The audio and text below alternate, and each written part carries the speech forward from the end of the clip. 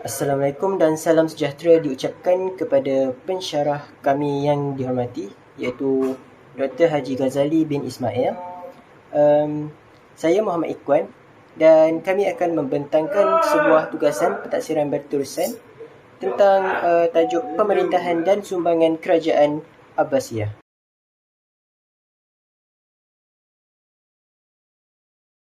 Baik, Assalamualaikum. Pertama, saya Muhammad Ikwan bin Muhammad Radi akan memulakan perbentangan dengan membentangkan tentang pengenalan dan juga sistem pemerintahan. Baiklah, pertama mari kita tengok dari segi latar belakang kerajaan Abbasiyah ni. Jadi, kerajaan Abbasiyah ni merupakan kerajaan Islam yang menggantikan kerajaan Islam yang dahulu, iaitu kerajaan Umayyah. Jadi, penggantian kerajaan ini terjadi selepas berlakunya satu revolusi besar dalam sejarah Islam. Jadi, revolusi ni tercetus akibat ketidakpuashatian dalam kalangan masyarakat, khususnya masyarakat dari golongan Mawali.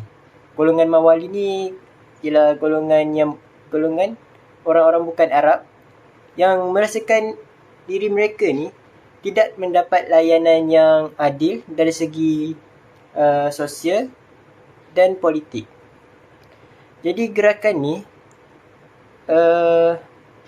dipimpin oleh keturunan Abbas bin Abdul Muttalib, iaitu keturunan bapa saudara Nabi Muhammad SAW itu sendiri. Jadi melalui sokongan daripada pelbagai golongan masyarakat,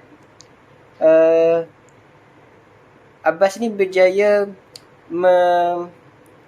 membuat gerakan dan berjaya menubuhkan sebuah kerajaan baharu yang lebih menekankan keadilan, kesamarataan dan keterbukaan dalam pemerintahan beliau.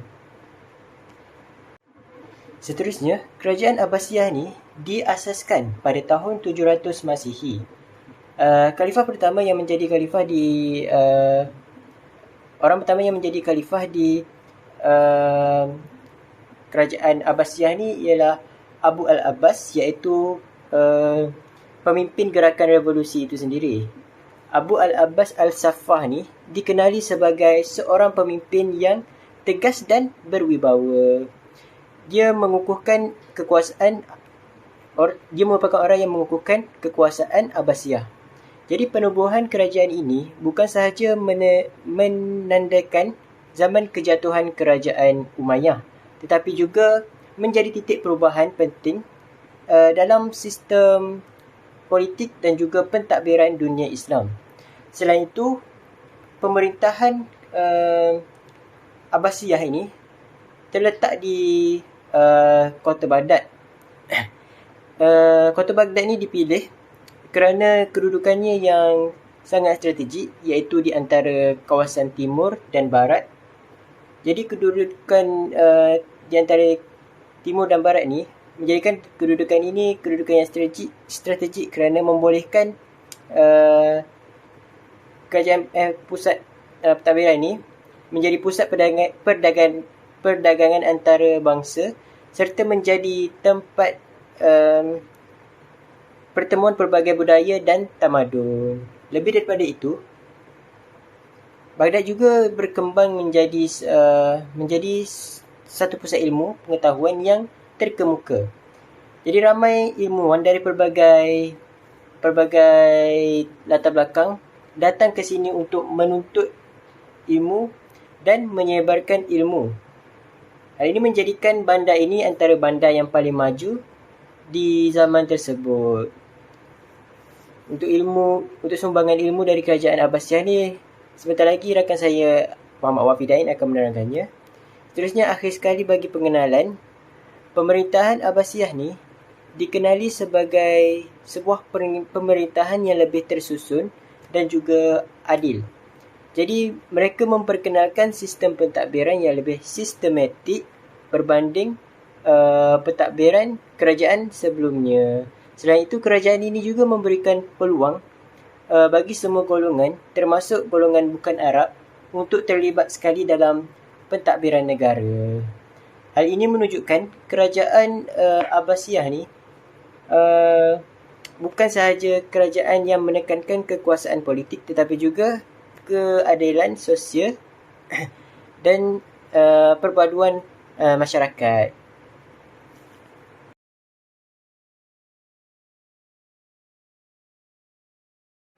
Okey, seterusnya kita akan masuk kepada bahagian sistem pemerintahan kerajaan Abbasiyah. Jadi, kalau kita lihat sistem sistem pemerintahan kerajaan Abbasiyah ni menjadi salah satu faktor utama kerajaan mereka menjadi sebuah kerajaan yang berjaya. Pertama, mari kita lihat yang pertama iaitu Khalifah merupakan ketua negara yang memegang kuasa tertinggi dalam aspek politik dan juga agama. Jadi Khalifah ni bertanggungjawab dalam memastikan kestabilan negara, melaksanakan undang-undang Islam serta menjaga kebajikan masyarakat kerajaannya. Jadi antara khalifah yang terkenal ialah khalifah yang terkenal ialah Harun al-Rashid yang memerintah ketika zaman kegemilangan Abbasiyah. Jadi pada zaman pemerintahan beliau, kerajaan Abbasiyah ni mencapai kemajuan yang sangat pesat dalam pelbagai bidang seperti bidang ekonomi, bidang ilmu pengetahuan dan bidang kebudayaan. Selain itu, kerajaan Abbasiyah ni dijalankan secara sistematik dan juga teratur. Jadi mereka ni mewujudkan jabatan khas bagi menguruskan bidang-bidang tertentu seperti bidang kewangan, bidang ketenteraan, bidang percukaian dan kehakiman. Kalau kita tengok negara kita sekarang pun ada bidang-bidang tertentu juga macam Menteri Kewangan, Menteri Pendidikan, lebih kurang itulah. Jadi pembahagian tugas ni membantu melancarkan urusan pentadbiran serta meningkatkan kecekapan dalam pemerintahan. Seterusnya kita tengok peranan wazir dan pegawai serta keadilan pemerintahan. Jadi wazir ni memainkan peranan yang sangat penting dalam membantu khalifah dalam urusan pentadbiran negara.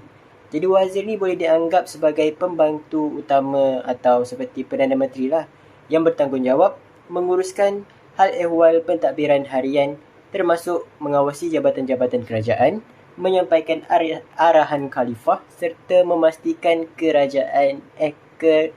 memastikan dasar kerajaan dilaksanakan dengan berkesan. Jadi peranan wazir ni juga sangat luas kerana mereka menjadi penghubung antara khalifah dengan pegawai lain serta menjadi penghubung khalifah dengan masyarakat juga. Jadi mereka ni membantu keputusan jadi mereka ni juga turut membantu khalifah dalam membuat keputusan penting yang berkaitan dengan politik, ekonomi dan juga keselamatan negara. Sekaligus mereka meringankan beban tugas khalifah yang yang bertanggungjawab memerintah wilayah yang sangat luas. Sebagai contoh, seorang wazir yang bernama Ja'far al-Barmaki yang merupakan seorang wazir yang terkenal dengan kebijaksanaannya, kecekapannya dan sumbangannya dalam memperkukuhkan pentadbiran kerajaan Abbasiyah. Jadi beliau ni bukan sahaja cekap dalam urusan pentadbiran, tapi malah turut menyokong perkembangan dalam ilmu pengetahuan dan juga kebudayaan pada zaman tersebut. Selain wazir,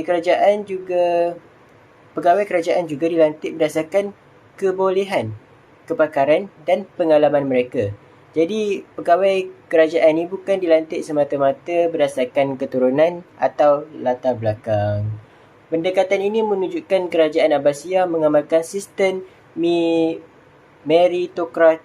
meritokrasi iaitu memberi peluang kepada individu yang benar-benar layak untuk memegang jawatan yang penting tersebut. Jadi hal ini membantu meningkatkan kecekapan pentadbiran serta memastikan setiap tugasan dilaksanakan dengan baik dan profesional. Akhir sekali, aspek keadilan dalam pemerintahan juga sangat dititik beratkanlah dalam kerajaan Abbasiyah ni. Jadi mereka ni menubuhkan sistem kehakiman yang tersusun dengan melantik hakim atau dia sebut qadi yang berperanan mengendalikan kes-kes berdasarkan hukum-hukum Islam secara adil dan juga telus. Jadi hakim-hakim ini bertanggungjawab memastikan setiap sisi undang-undang tidak setiap individu memastikan setiap individu mendapatkan hak yang sama di sisi undang-undang tanpa mengira status atau kedudukan. Jadi langkah ini sangat penting bagi mengelakkan berlakunya penindasan, rasuah dan penyalahgunaan kuasa dalam kalangan pemerintah ataupun pegawai kerajaan. Jadi secara tidak langsung, sistem keadilan yang kukuh ni berjaya mewujudkan suasana masyarakat yang stabil dan juga aman. Rakyat juga akan menjadi lebih yakin dan percaya terhadap pemerintahan kerajaan Abbasiyah kerana mereka merasakan hak dan kebajikan mereka ni sentiasa dilindungi. Jadi sebagai kesimpulan kecil daripada saya, kerajaan Abbasiyah ni berjaya membentuk sebuah sistem pemerintahan yang tersusun, cekap dan juga adil. Jadi kejayaan ini bukan sahaja memastikan kestabilan politik kerajaan mereka tetapi juga menjadikan asas kepada perkembangan ilmu, ekonomi dan tamadun Islam secara keseluruhan. Oleh itu, jelaslah bahawa kekuatan pentadbiran merupakan faktor yang penting yang membawa kepada kegemilangan kerajaan Abbasiyah. Jadi itu saja daripada saya, Muhammad Ikhwan. Seterusnya saya serahkan kepada Muhammad Wafi Dain untuk melanjutkan bahagian pembentangannya.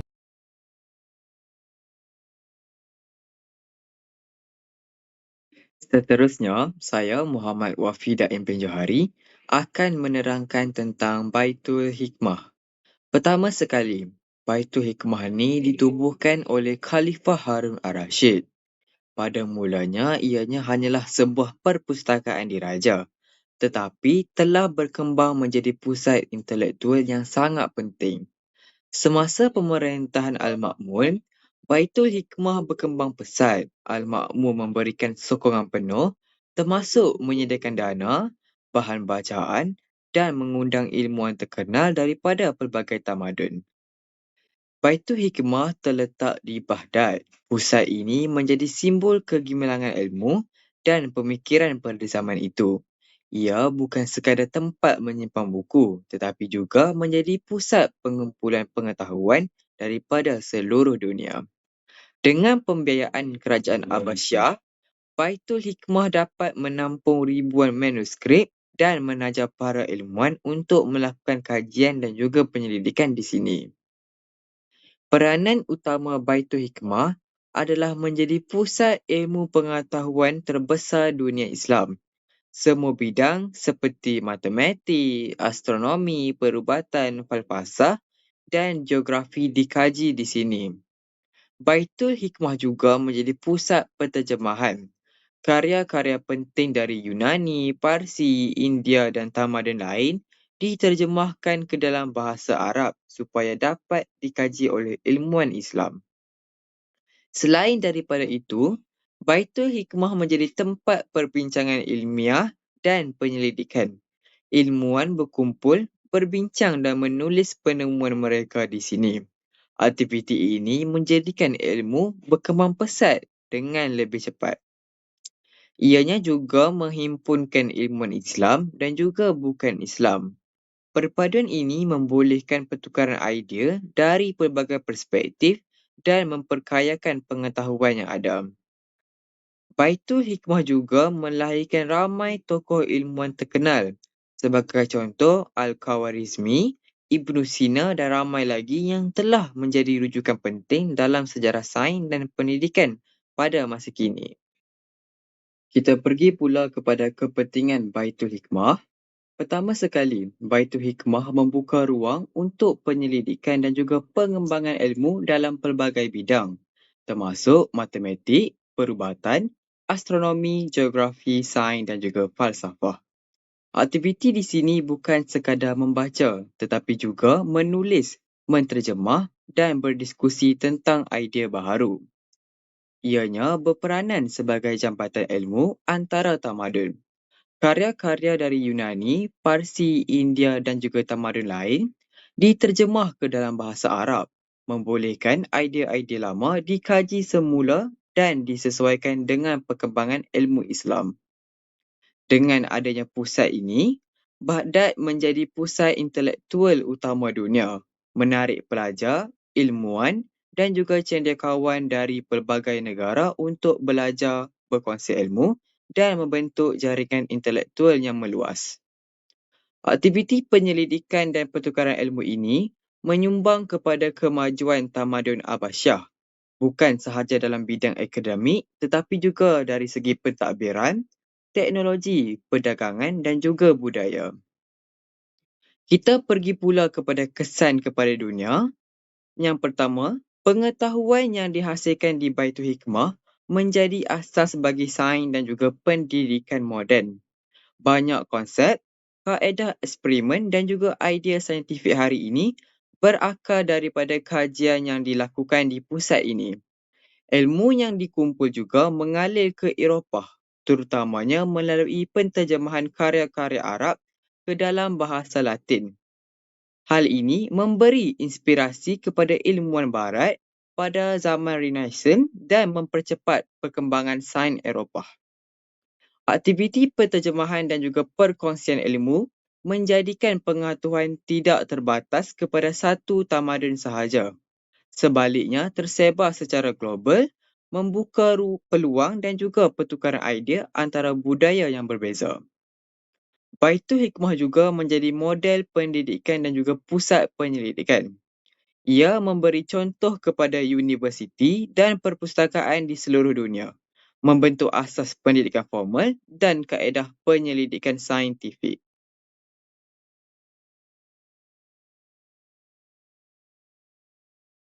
Seterusnya, saya akan menerangkan tentang sumbangan ilmu dalam bidang matematik dan juga perubatan. Salah seorang tokoh penting iaitu Al-Khawarizmi, beliau memperkenalkan konsep algebra dan nombor sifar yang menjadi asas pengiraan moden yang kita gunakan pada hari ini. Konsep ini bukan sahaja membantu pengiraan harian seperti kiraan wang atau ukuran, tetapi juga membuka jalan kepada perkembangan sains, teknologi dan juga perdagangan. Sebagai contoh, pedagang boleh mengira untung rugi dengan lebih tepat, manakala jurutera dan arkitek menggunakan algebra untuk merancang projek dan struktur bangunan. Pencapaian Al-Khawarizmi juga memberi pengaruh besar terhadap matematik di Eropah kerana banyak karya beliau diterjemah ke bahasa Latin dan digunakan dalam sistem pendidikan di sana. Ilmu ini menjadi asas kepada algebra moden dan menyumbang kepada perkembangan matematik global. Kita pergi pula kepada perubatan. Dalam bidang perubatan, tokoh utama ialah Ibn Sina yang menulis buku perubatan lengkap dan sistematik. Buku ini merangkumi diagnosis rawatan serta pencegahan penyakit dan menjadi rujukan penting bagi doktor di seluruh dunia. Penulisan Ibn Sina membantu menstandarkan ilmu perubatan pada masa itu, membolehkan rawatan lebih sistematik dan berkesan. Doktor dan ilmuwan boleh merujuk buku beliau untuk membuat keputusan yang tepat semasa merawat pesakit. Selain itu, sumbangan ini juga meningkatkan tahap kesihatan masyarakat kerana pengetahuan yang dikembangkan boleh membolehkan penyakit dirawat dengan lebih baik dan langkah pencegahan dapat diambil. Karya Ibn Sina juga diterjemah ke bahasa Latin, menjadikan ilmu perubatan Abasyah terkenal di Eropah dan terus memberi impak global. Seterusnya, penerangan ilmu astronomi, geografi dan juga falsafah. Pertama sekali, astronomi. Ilmuwan Abbasiyah mengkaji pergerakan bintang, planet dan juga fenomena langit dengan teliti. Kajian ini bukan sekadar untuk ilmu semata-mata, tetapi juga untuk kegunaan praktikal seperti menentukan waktu, arah kiblat dan juga musim. Mereka mencipta alat seperti astrolab yang membantu navigasi bagi pelayaran di laut dan perdagangan antarabangsa. Tanpa pengetahuan ini, pedagang dan pelaut akan menghadapi risiko tersesat dan kegagalan perjalanan. Selain kegunaan praktikal, kajian astronomi ini mempengaruhi ilmu di Eropah pada zaman Renaissance kerana idea dan teknik yang dibangunkan oleh ilmuwan Abbasiyah diterjemah dan digunakan oleh saintis barat untuk mengembangkan astronomi moden. Yang kedua, ilmu geografi, pemetaan dunia dan juga kajian bumi. Para ilmuwan membuat peta dunia yang lebih tepat, mengenal pasti laluan perdagangan penting dan membentuk muka bumi dengan lebih jelas. Kajian ini memudahkan pelayaran, perdagangan dan juga perjalanan diplomatik kerana lokasi bandar, pelabuhan dan juga laluan darat dapat dikenal pasti dengan lebih tepat. Pengetahuan geografi ini juga menghubungkan tamadun lain, membantu pertukaran idea, barangan dan juga budaya antara dunia Islam dan tamadun lain. Dengan cara ini, Abbasiyah menjadi pusat intelektual dan ekonomi yang penting di dunia. Seterusnya, falsafah, pemikiran logik dan juga kritis. Ilmuwan falsafah mengkaji logik, etika dan juga pemikiran rasional, membentuk cara manusia berfikir secara sistematik. Pemikiran mereka mempengaruhi pendidikan dan sistem pemikiran di dunia Islam, di mana ilmu tidak hanya diterima tetapi dianalisis dan dipersoalkan secara kritis. Idea falsafah ini juga memberi asas bagi ilmu falsafah di Eropah, memberikan kesan kepada pemikiran ilmuwan barat dan memperkukuh kemampuan manusia untuk membuat keputusan berdasarkan logik dan juga bukti. Kesimpulan ringkasnya, sumbangan dalam bidang astronomi, geografi dan juga falsafah menunjukkan bahawa ilmuwan Abbasiyah bukan sahaja menumpukan kepada teori, tetapi juga kepada aplikasi praktikal dan pembangunan pemikiran kritis. Ilmu mereka memberikan impak besar kepada perdagangan, navigasi, pendidikan dan juga perkembangan intelektual dunia.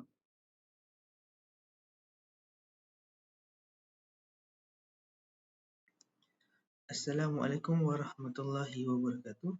Nama saya Ahmad Haikal bin Ahmad Akmal akan membentangkan tentang ekonomi ketika zaman kerajaan Abbasiyah. Terima kasih kepada rakan saya yang sudah membentangkan subtopik mereka.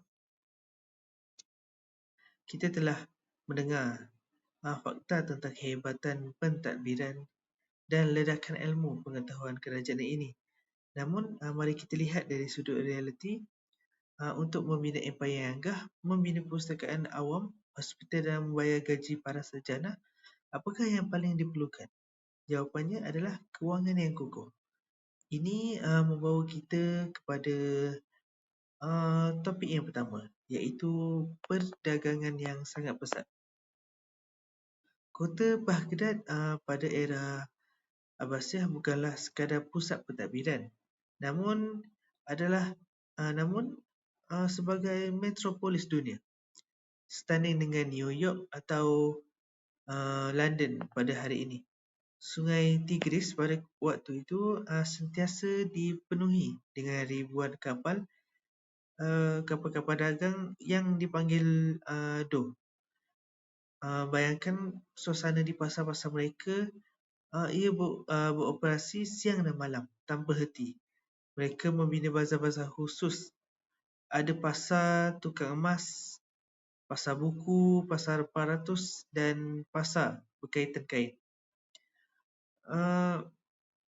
Kekayaan melimpah ruah ke dalam kota ini hasil daripada kecakapan mereka menguruskan aktiviti import dan ekspor. Seterusnya iaitu poin yang kedua, iaitu laluan perdagangan yang sangat luas. Mengapa pedagang seluruh dunia tertumpu di sana? Kerana geografi kerajaan Abbasiyah berada tepat di jantung dunia. Mereka memonopoli laluan sutera yang merentasi jalan darat dari China hingga ke Eropah, serta laluan maritim yang sibuk dari Lautan Hindi melalui Pelabuhan Basrah. Kafilah-kafilah unta yang membawa ribuan pedagang merentasi padang pasir sentiasa dikawal ketat oleh tentera kerajaan bagi memastikan keselamatan mereka apabila keselamatan mereka. Apabila keselamatan terjamin, lebih ramai pedagang asing yakin untuk berniaga di wilayah Abbasiyah. Seterusnya, kita akan pergi kepada poin yang ketiga, iaitu ekonomi yang stabil. Kestabilan ekonomi mereka bukan bergantung kepada perdagangan semata-mata, tetapi disokong kuat oleh sektor pertanian dan perindustrian. Di kawasan Sawat, iaitu wilayah Mesopotamia, mereka membina sistem pengairan dan terusan yang sangat canggih untuk mengairi ladang gandum, kurma dan kapas. Dari segi industri pula, bahawa kerajaan Abbasiyah adalah empayar pertama di dunia yang membina kilang kertas secara besar-besaran. Selepas Perang Talas pada tahun 751, mereka mempelajari teknik pembuatan kertas dari tawanan Cina dan menubuhkan kilang kertas di Baghdad.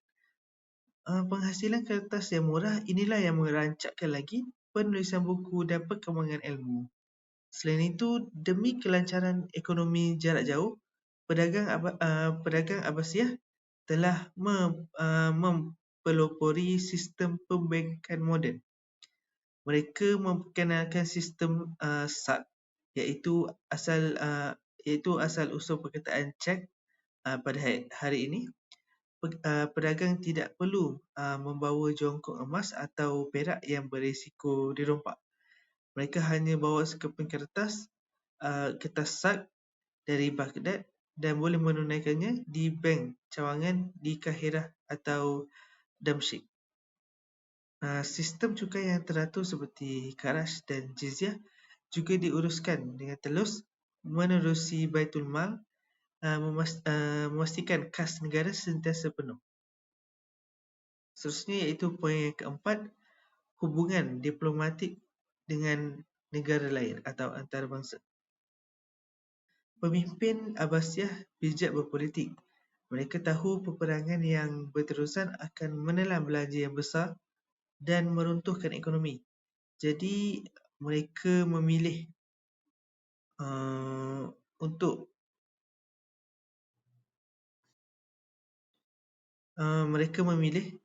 jalan diplomasi. Khalifah Harun al-Rashid contohnya menjalinkan hubungan diplomatik yang sangat baik dengan Raja Eropah Karl Marx. Beliau pernah menghadiahkan seekor gajah putih dan sebuah jam air mekanikal yang sangat kompleks kepada raja tersebut. Orang Eropah pada waktu itu tergamam melihat teknologi jam tersebut. Hubungan baik ini membolehkan pertukaran teknologi, budaya dan paling penting melancarkan urusan ekonomi tanpa gangguan peperangan.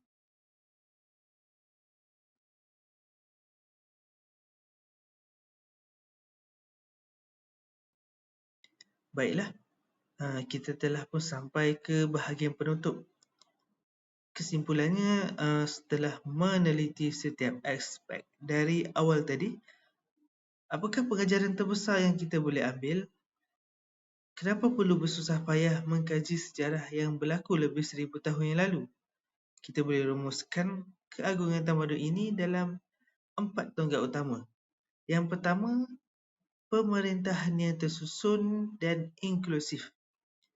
Berbeza dengan kerajaan sebelumnya, kerajaan Abbasiyah tidak bersifat pergauman. atau hanya mengutamakan bangsa Arab. Mereka membuka pintu pentadbiran kepada bangsa Parsi dan Turki. Asimilasi budaya ini melahirkan sistem kementerian iaitu Diwan yang sangat teratur, pentadbiran wazir yang cekap dan sistem pos-perisikan, memastikan khalifah sentiasa tahu apa yang berlaku di segenap pelosok empayar yang membentang luas dari Afrika Utara ke Asia Tengah.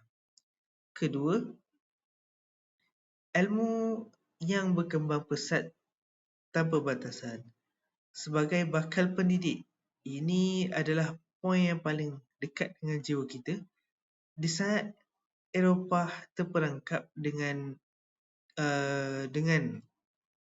kancah zaman gelap, kota Baghdad sedang memancarkan cahaya keilmuan. Institusi seperti Baitul Hikmah berfungsi sebagai universiti, perpustakaan dan pusat penterjemahan terbesar di dunia.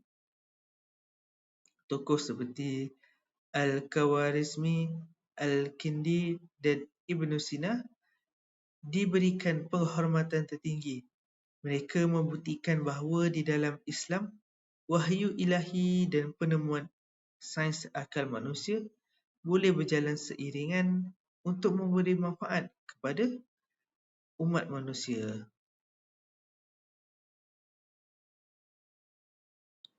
Seterusnya, yang ketiga, ekonomi yang kukuh demi kesejahteraan rakyat. Kekayaan yang dibina hasil perdagangan, pertanian dan inovasi pembankan tadi tidak disimpan oleh khalifah semata-mata. Ia dikembalikan kepada rakyat. Wang dari Baitul Mal digunakan untuk membina bimaristan iaitu hospital awam yang merawat pesakit secara percuma, membina rumah mandi awam, menyelenggara jalan raya dan menyediakan beasiswa kepada para pelajar. Kestabilan ekonomi inilah yang menjadi tulang belakang kepada keamanan sosial. Yang terakhir sekali, yang keempat, Abbasiyah sebagai penanda aras tamadun maju. Sesungguhnya, kota Baghdad akhirnya runtuh di tangan tentera Mongol pimpinan Hulagu Khan pada tahun 1258, di mana sejarah mencatatkan sungai Tigris bertukar menjadi warna hitam akibat dakwat jutaan buku yang dicampak ke dalamnya. Namun, legasi intelektual dan sistem tadbir urus mereka tidak pernah mati. Ilmu yang mereka hasilkan telah dipindahkan ke Eropah dan menjadi pencetus kepada zaman Renaissance di Barat. Oleh itu, jelaslah bahawa era ini sangat layak diiktiraf sebagai zaman keemasan Islam. Mempelajari sejarah kerajaan Abbasiyah menyedarkan kita bahawa rahsia kerajaan sesebuah tamadun terletak pada pemimpin yang adil, ekonomi yang mampan dan budaya cintakan ilmu yang mendalam. Sekian sahaja pembentangan dari kumpulan kami. Sekian saja pembentangan daripada kami. Terima kasih.